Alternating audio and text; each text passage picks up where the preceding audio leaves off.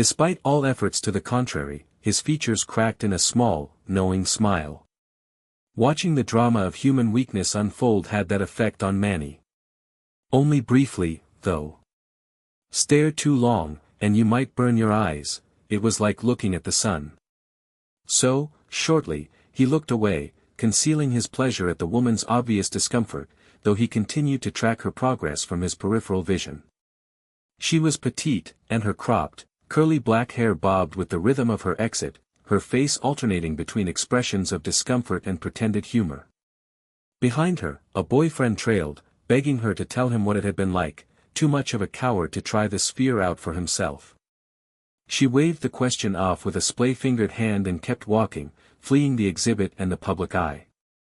Casually, Mantula Prisco glanced up at the overhead sun, whose pale blue face peeked between the towering spires of skyscrapers whose steel skeletons vibrated with its omnipresent hum. Manny's own bones quivered with it, as did the granite tiles beneath his feet, which he felt only faintly through the crepe soles of his booties. Moreover, the sound was in his ears, nothing less than a miracle of medicine. About 2 decades ago, the scientific furnace finished burning enough research grant money to fully reverse congenital hearing loss. Granted, it came alongside the other biomechanical enhancements that people quickly adopted for their simple convenience, but to him, to Mantula Prisco, it represented a change in his perception of the world. Manny he'd been told by the doctor who'd installed the hardware alongside his still intact but still defective cochlea, now hear to an even more acute degree than his unenhanced peers.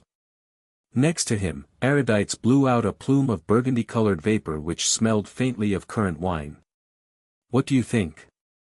Blinking away sunspots, Manny turned to his friend. Well, perhaps friend was too strong a word. Cocktail buddy, more like. He took a drag off of his own stylus, giving himself a moment to think.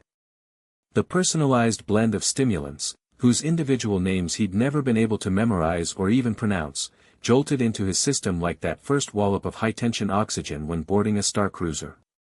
The ache in his joints quieted. I think it's pathetic. Deaf for 30 seconds, and they freak out. Give me a break. Well, Erudite's voice trailed off.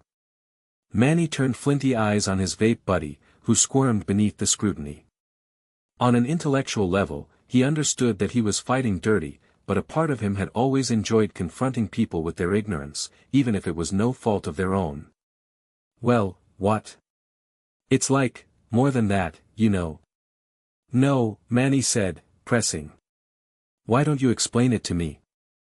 The kid must have missed the sarcasm because he plowed forward. Cyapiamite crystal is supposed to trap all forms of energy. Sound, yes, but light, heat.